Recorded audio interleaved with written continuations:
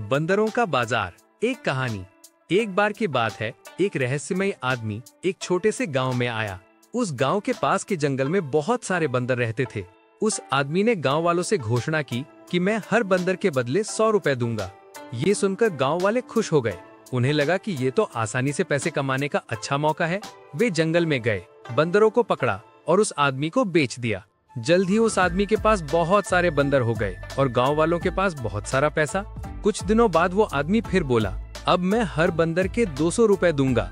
गांव वाले और उत्साहित हो गए। वे और मेहनत करने लगे, जंगल के अंदर तक गए और कुछ और बंदर पकड़कर 200 रुपए में बेच दिए। धीरे धीरे जब बंदर बहुत कम बचे तो आदमी ने फिर ऐलान किया, अब हर बंदर के 500 रुपए दूंगा। अब बंदर बहुत ही मुश्किल से मिलते थे, केवल कुछ ही लोग पकड़ पाते थे और उन्हें अच्छा इनाम मिलता था।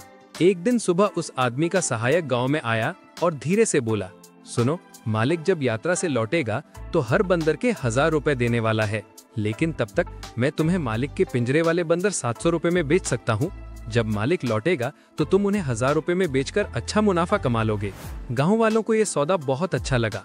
उन्होंने अपनी सारी जमा पूंजी मिलाकर उस सहायक से सारे बंदर 700 रुपए में खरीद लिए। सहायक ने पैसे लिए और गायब हो गया। गांव वाले इंतजार करते रहे कि मालिक लौटेगा और बंदर खरीदेगा, लेकिन ना तो वो आदमी लौटा, ना ही उसका सहायक। अब गांव वालों के पास बहुत सारे बंदर थे जो अब किसी काम के नहीं थे, बल्कि उनका खाना खाते और शोर मचाते रहते थे।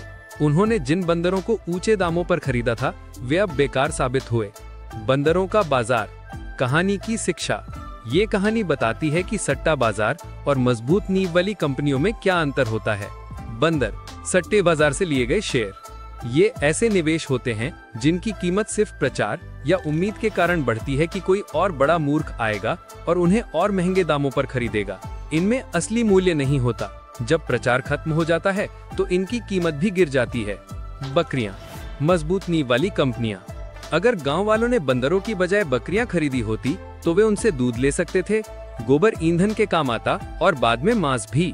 यानी बकरियों में वास्तविक मूल्य होता है, जैसे किसी कंपनी के मुनाफे या डिविडेंड में। सीख। हमेशा ऐसे निवेश में पैसा लगाओ जिनकी नींव मजबूत हो और जिनमें वास्तविक मूल्य हो, सिर्फ इसलिए नहीं कि सब लोग वही खरीद रहे हैं।